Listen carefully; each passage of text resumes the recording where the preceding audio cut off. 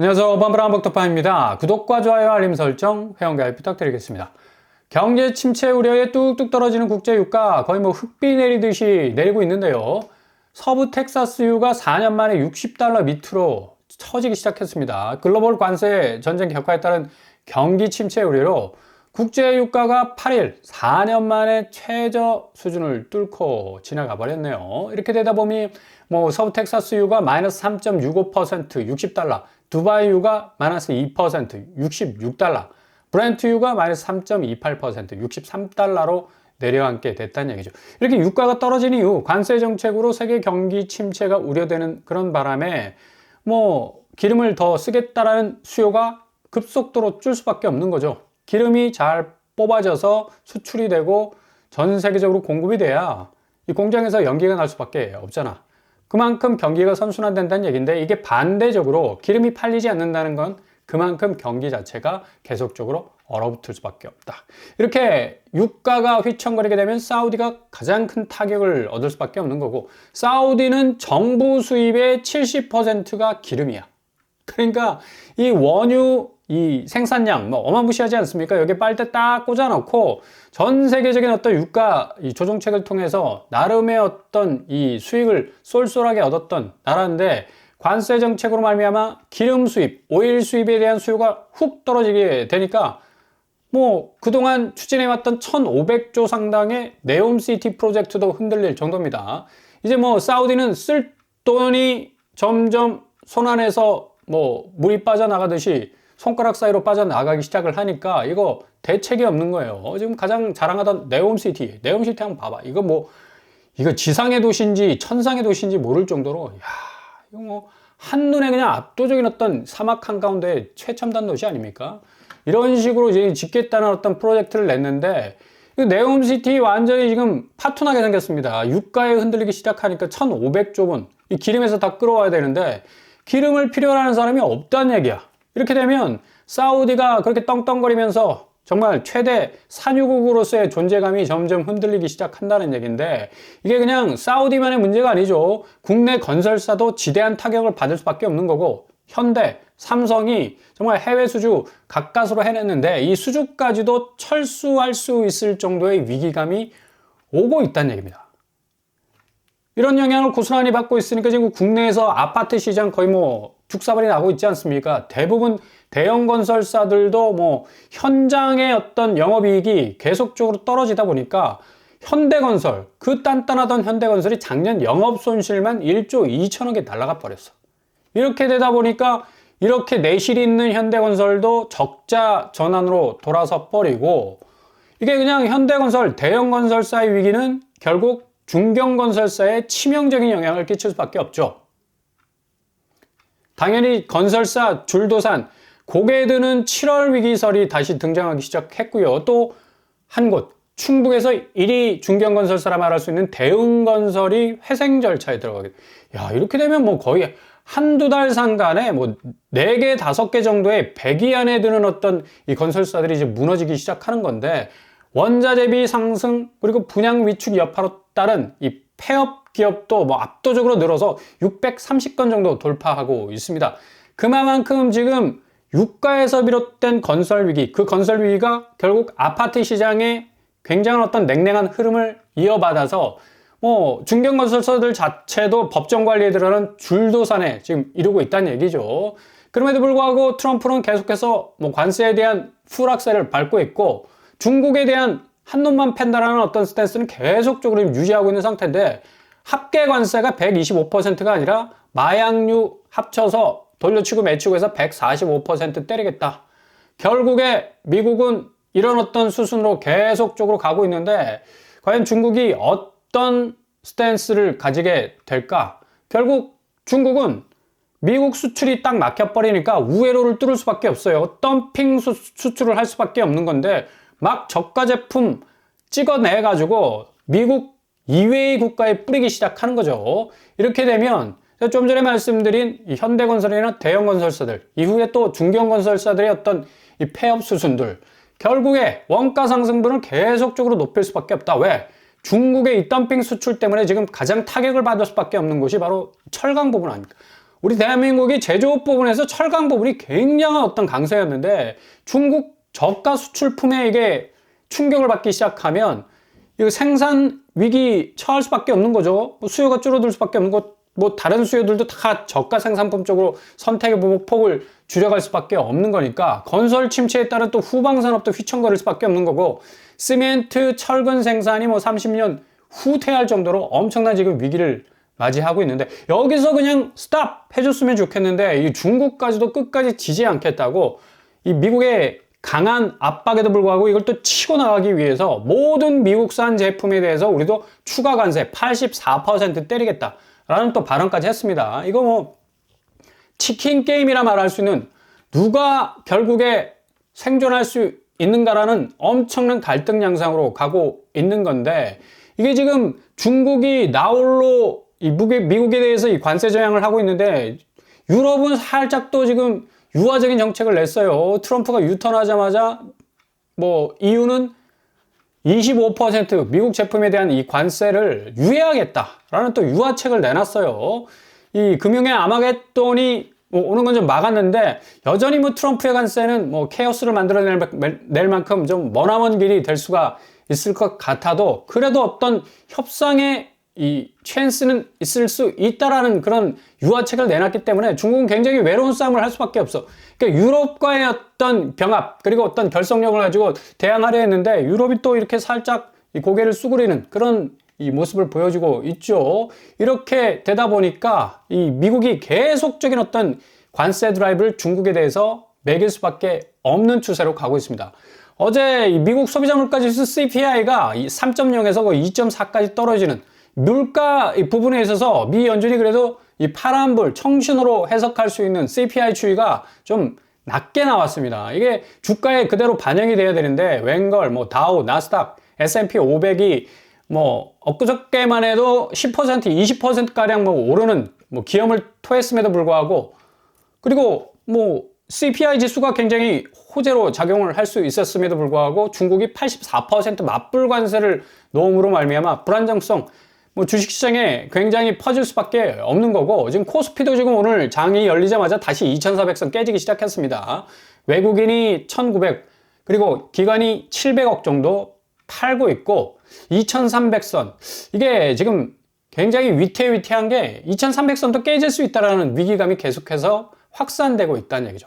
그리고 환율 역시도 지금 1430원까지 내려갔다가 다시 올라서고 있고 엔화, 위안화 역시도 계속적으로 중국은 인위적으로 수출 부분에 있어서 이 부담을 좀 지우기 위해서 자체 통화, 그러니까 위안화 가치를 평가절하하기 때문에 계속적으로 원하는 약세 현상으로 갈 수밖에 없겠다라는 결론이 나올 수밖에 없다라는 얘기죠. 그래서 한국 부동산은 이런 이 부채 연결고리가 그럼에도 불구하고 집값이 계속적으로 올라졌기 때문에 이걸 커버할 수 있는 부분이 있었지만 이제 이게 완전히 터지기 시작했다는 얘기입니다. 관세 부분에서부터 환율, 금리, 물가, 침체, 경기는 침체되는데 물가가 다시 올라요. 스태그플레이션, 전형적인 어떤 모습 아닙니까? 절대로 그래서 기존 고점 아파트 가격에 물리지 않는 게 중요합니다. 큰일 났네. 빨리 내 집 사가지고 저점에서 그래도 지금이 이 시기가 저점이다라고 오판하시면 안 된다는 얘기예요. 더 떨어질 수 있는 여지가 있습니다. 집값이 완전한 가격 전환점 맞을 날 올해 상반기 안으로 분명히 찾아올 가능성이 아주 높습니다. 그보다 더 빠를 수가 있어요. 왜냐하면 전후좌우 어디를 둘러봐도 대변수가 하나 만만한 게 없어. 그만큼 지금 상당히 부동산 시장은 기승전, 부동산의 악화 양상의 일로로 그 궤적을 가고 있다는 것을 볼 수가 있습니다. 지금 매물을 보더라도 지금 서울 아파트 매물이 87,000건 선에서 지금 딱 매달려 있는데 이 87,000건 선이 어느 순간에 집주인들이 이제 도저히 안 되겠다. 팔아버리고 투매에 가까운 가격표를 던지는 그런 현상들이 일어나게 될 겁니다. 지금 호가세로 완벽한 어떤 방어 구축을 하고 있는 듯 보이지만 지금 해답이 없어. 미국과 중국과의 관세 전쟁, 그리고 무역 전쟁, 화폐 전쟁, 환율 전쟁, 그리고 금리, 주담대 금리, 또 부동산으로 들어올 수 있는 무주택자들이 좀 물고 들어올 수, 그리고 유주택자들, 1주택자들이 좀 물고 들어올 수 있는 자금의 그 상황이 바닥난 상황이에요. 더 이상 집이 자기 기준만큼의 가격표를 물어가 줄 사람이 없다라는 얘기지. 이렇게 된다면 결국에 가서는 엄청난 아파트 빙하기가 올 수밖에 없겠다. 거래량이 뭐 3월에 7,300건 찍었는데 4월이 221건. 이거 완전히 지금 미국 주식시장하고 똑같지 않습니까? 어제는 20% 올랐는데 오늘은 5% 이상 빠지는 것처럼 한국 아파트 시장도 거래량이 3월이 7,385건인데 4월이 221건에 지금 그치고 있다는 사실은 극도로 엄청난 부동산의 대조정기가 올 수 있다는 전조현상을 고스란히 드러내고 있다는 얘기입니다. 관망세가 짙어진 게 아니에요. 이거 완전히 손절치는 양상으로 가고 있고 기존 매수자 입장은 이제 아파트 가격이 확실하게 떨어지지 않으면 내가 진입하지 않겠다라는 이 결연한 의지가 지금 살아있는 거거든요. 어차피 한국 부동산 시장 자체는 금과 같은 어떤 안전자산 구실을 이제 하지 못하게 되는 시대에 지금 우리가 살고 있는 거예요. 그래서 서초구 18%, 송파구 17% 정도로 거래량이 쏙 하고 지금 내려가고 있는 걸 볼 수가 있습니다. 이런 어떤 부동산 시황에서 제가 늘 말씀드렸듯이 무순위를 집중하라, 그리고 공공분양 집중하라, 또 이 경매 시장도 한번 들여다보라 말씀을 드렸는데 드디어 교산 프루지오 더 퍼스트가 공식적인 입주자 모집 공고를 냈습니다. 여기 1115세대, 약 1120세대 정도 되는 그런 아파트라고 볼 수가 있겠죠. 평수는 그래도 뭐 20평대 평수로 딱 이 평준화가 됐는데 그럼에도 불구하고 굉장히 분양가가 매력적이다. 송파권 생활권이라 해도 하등에 이상하지 않습니다. 여기 뭐 송파권이라고 하면 막 반발하시는 분들이 있는데 아니 우리나라 같이 좁은 나라에서 이게 다 옆 동네지. 제일 중요한 건 교통편입니다. 교통 라인이 어느 정도 딱 흘러버리면 옆에 바로 붙어 있는 송파도 그 라인 타고 딱 들어가기 때문에 분명히 하남 교산이지만 행정구역은 하남 교산이면 송파권이라고 말씀드릴 수가 있다는 얘기죠. 좀 부동산을 보실 수 있는 그런 이 시각을 좀 광각 카메라처럼 넓힐 필요가 있다는 얘기죠. 분양가가 4억 6천에서 그리고 5억 7천까지 이런 그래도 굉장히 공공분양답게 나왔다고 볼 수가 있겠고요. 발코니 확장비도 뭐 490에서 700만 원 정도로 요즘 뭐 한 2천만 원 정도 때리지 않습니까? 그 정도로 뭐 굉장히 매력적인 분양가를 갖고 있는데 교산 프루지오 더 퍼스트 입지가 굉장히 매력적이죠. 하남 검단산역 5호선을 끼고 있습니다. 충분히 미사 강변도시 인접해 있고요. 그리고 쭉 타고 가다 보면 강동구가 또 인접해 있어요. 그리고 결정적으로 3호선 라인 연장선이 생기게 되죠. 송파 라인이 오금역에서부터 딱 시작이 돼서 하남 교산지구를 쫙 뚫고 올라옵니다. 그러면 바로 송파권으로 진입이 가능해. 그래서 송파, 강동, 하남 교산. 하남 교산이라고 지금 부를 정도로 굉장한 어떤 교통 입지적 장점을 가지고 있다라고 할 수가 있겠습니다. 그래서 동호수 배치도를 보시면 뭐 5일제곱 좀 5구제곱보다 더 적은 평수는 좀 이 층수가 낮고요. 5구제곱 같은 경우는 좀 높은 층수에 배치가 돼 있네요. 이런 상태로 동호수 배치도가 나오게 되고요. 단지 배치도 역시도 남서, 남동, 뭐 남향 위주로 잘 설계가 된 것 같습니다. 자격 조건은 뭐 특별 공급과 일반 공급 나눠서 하는데 이게 공공분양이니까 통장 잔액 가지고 경쟁을 벌이게 되고 그리고 통장 잔액이 좀 부족하신 분들은 20% 추첨제가 있어요. 이 추첨제를 바라보고 지원을 하시면 되겠습니다. 일단 주요 일정은 5월 8일에서 9월 이틀간 접수를 받습니다. 그리고 당첨자 발표는 5월 23일에 있게 되겠고요. LH 청약 플러스에 접수를 하시면 되겠네요. 일단 여기 규제사항은 재당청 제한이 10년, 전매 제한 3년, 거주 의무 3년 정도 되겠습니다.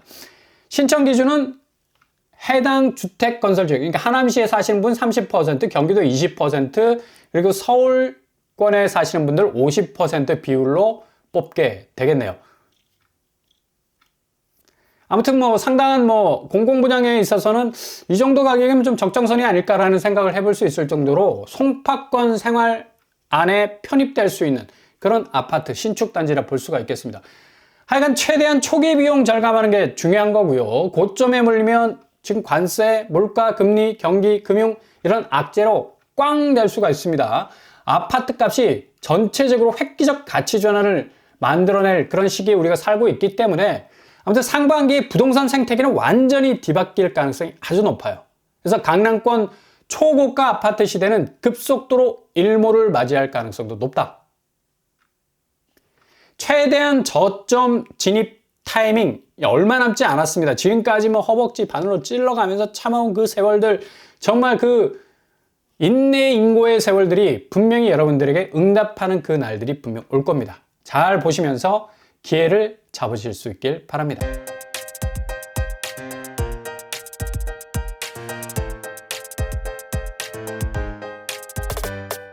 오늘의 부동산 캐릭터처, 지금 미국 관세와 그리고 맞물려 돌아가는 중국 경제, 굉장한 어떤 침체일로 환율 전쟁에 따른 급속도로 원화 가치의 하락, 그리고 오히려 또 물가는 치솟고 전체적으로 경기는 침체되는 인플레, 디플레, 또 뭐 스태그플레이션 등등등 온갖 악재적인 경제 용어를 들이대도 결코 모자라지 않을 만한 그런 상황에서 한국의 부동산 집값, 뭐 부채에 물려 있지 않습니까? 연쇄적인 파산을 정말 거듭해 가고 있는 건설사의 그 분위기 그대로 부동산 심리에 반영될 가능성이 높기 때문에 앞으로 부동산 시장은 상당한 가격 대조정기를 맞이하게 될 가능성이 높습니다. 그래서 공공분양 좀 저렴하게 나온 곳들은 좀 우회적으로 잘 살피면서 기회를 노리실 수 있길 바랍니다. 오늘도 응원합니다. 항상 여러분의 길이 꽃길만 되실 수 있기를 바랍니다. 이상 오빠물 한복도 빨 마치겠습니다. 구독과 좋아요 부탁드립니다. 감사합니다.